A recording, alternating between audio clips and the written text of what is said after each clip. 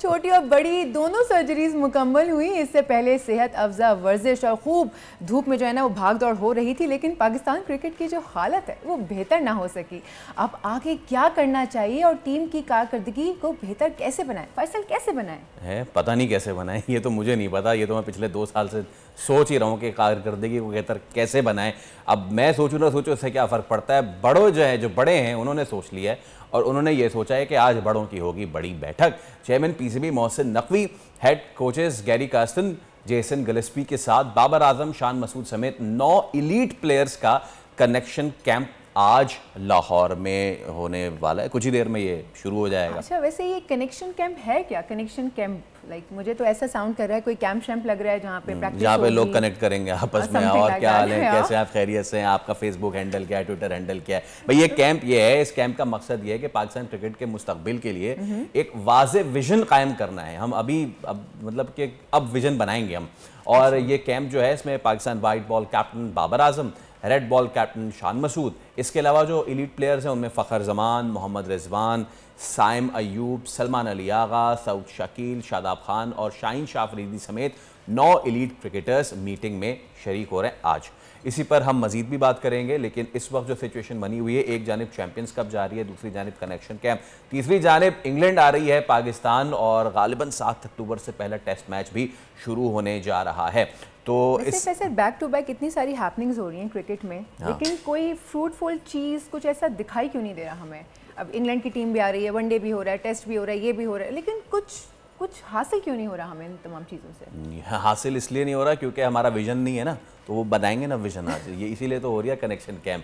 तो इसी पे हम मजीद बात कर लेते हैं। स्पोर्ट्स एनालिस्ट फवाद मुस्तफ़ा हमारे साथ मौजूद हैं। सबसे पहले तो अस्सलाम वालेकुम फवाद मुस्तफ़ा साहब, गुड मॉर्निंग टू दुनिया बोल है। और सबसे पहले आप ये बताइए, ये कनेक्शन कैंप ये क्या है, ये क्या होगा इसमें और इससे आप कितने पुरुम्मीद हैं?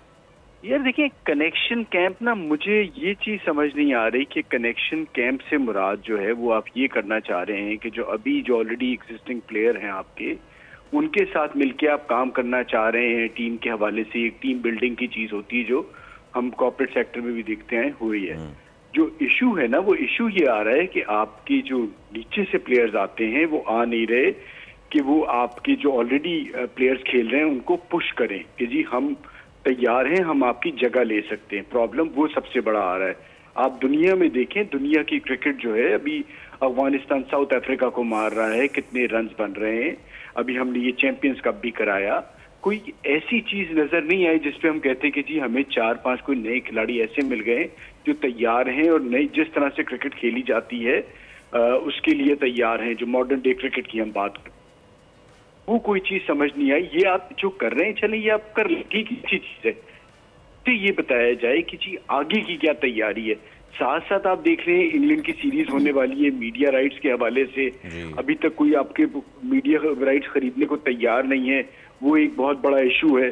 तो प्रॉब्लम जो है वो ये है कि हम समझ नहीं पा रहे हैं कि इशू है क्या और उसका सोल्यूशन क्या निकाला है और शॉर्ट टर्म बेसिस पे।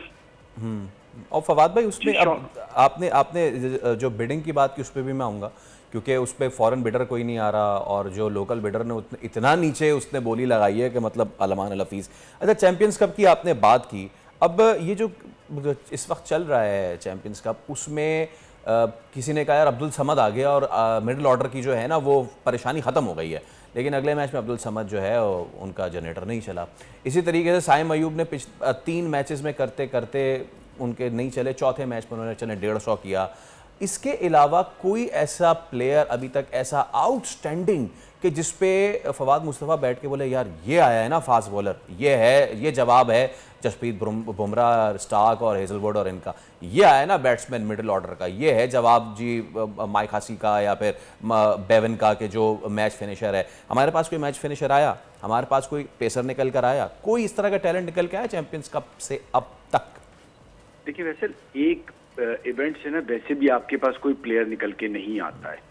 प्रॉब्लम सारी ये है कि ये पूरा एक प्रोसेस होता है जिसको आप फॉलो करेंगे तब जाके खिलाड़ी तैयार होते हैं। ऐसा नहीं आता कि आप एक इवेंट कराएंगे दुनिया में और आपको खिलाड़ी मिलना शुरू हो जाएंगे और एक मैच से प्लेयर नहीं बनता। हमारे यहाँ जब से सोशल मीडिया पे लोग एक्टिव हुए और बहुत ज्यादा इन्फ्लुएंस बढ़ा, तो हम ये समझने लगे कि एक मैच पे हमने प्लेयर खिला दिए और वो देखें उसका नतीजा ही निकला कि छोटे छोटे अरसे के लिए वो खेले और उसके बाद फिर वो बाहर हो गए।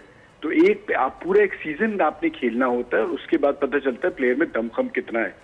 एक बॉलर मुझे जरूर नजर आया है जो ऑलरेडी अंडर 19 वर्ल्ड कप खेला था, जिसकी इयान बिशप ने भी बहुत तारीफ की थी, उसका नाम है अली रजा। अच्छा। वो शुरू के मैचेस नहीं खेल पाया, उसको कोई तबीयत उसकी खराब थी, बुखार हो गया था। ये मुझे एक बॉलर नजर आ रहा है कि जो चैंपियन को नजर आए और वो 85 प्लस है और क्या है का ख्याल रखने की जरूरत है। ये एक खिलाड़ी था जो जिसने इम्प्रेस किया और जो ऑलरेडी जूनियर लेवल पे परफॉर्म करता आ रहा है, लेकिन जल्दी नहीं करनी है। एब्सोल्युटली। और कोई स्पिनर नजर आया आपको इसमें?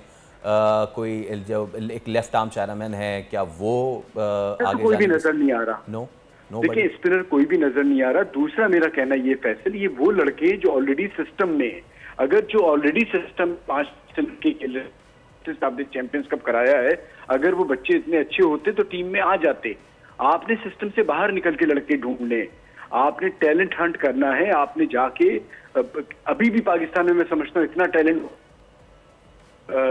मजे से प्लेयर्स मिल जाएंगे, क्योंकि हमारा सिस्टम ऐसा है कि बहुत से अच्छे बच्चे जो पसंद नापसंद की वजह से नीचे लेवल से ऊपर नहीं आते। हम ऊपर की तो नाइंसाफियों की नीचे की नहीं करते। तो अगर आप एक ऐसा पैनल बनाएं कि जो मेहनत करने पे और जमीन पे और धूप में जाके लड़के सेलेक्ट करने के लिए तैयार है, तो अभी भी आपको कोई 20-25 प्लेयर्स मिल जाएंगे जिन पे आप अगर 5-6 महीने काम करें तो आपको बहुत बेहतर नतीजा निकलेगा। लेकिन मसला सारा ये कि आप ये रियलाइज नहीं करें कि आप सिस्टम पे जा रहे हैं। दूसरा ये कि भाई क्रिकेट एआई से नहीं होती। आप अगर इंटरनेट के प्लेयर निकाल के और उनको सेलेक्ट करके खिलाएंगे तो यही काम कर रही होती ना। खिलाड़ी आपको मैदानों से मिलता है, चाहे मैं मीडिया में काम करता हूं, आप करते हैं, हम मैदान में जाके ही प्लेयर ढूंढ के लाते हैं।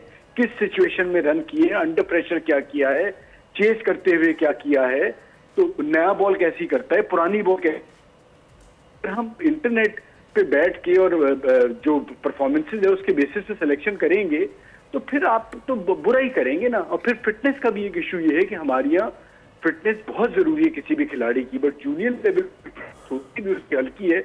अगर बहुत बुरा हाल है वो तो उसे आप टीम के साथ साथ रखें, उसकी फिटनेस पे भी काम करें और उसे बेहतरी की तरफ लेके आए। हम जो करते हैं ना, हम एक्सट्रीम पे जाते हैं, दरमियान में नहीं रहते। ऑब्जेक्टिव हमारा क्लियर होना चाहिए कि हमें खिलाड़ी चाहिए।